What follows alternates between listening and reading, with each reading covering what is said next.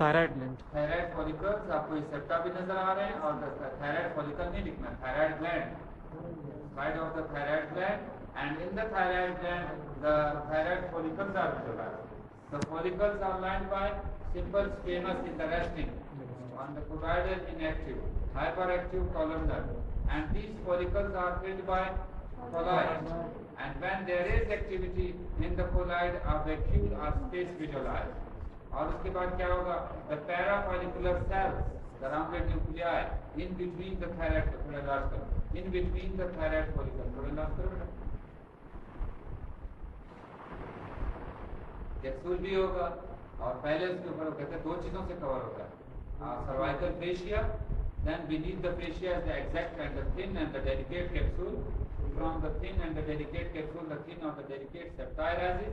ये white spaces जो आपको नजर आ रही है. And these are the follicles.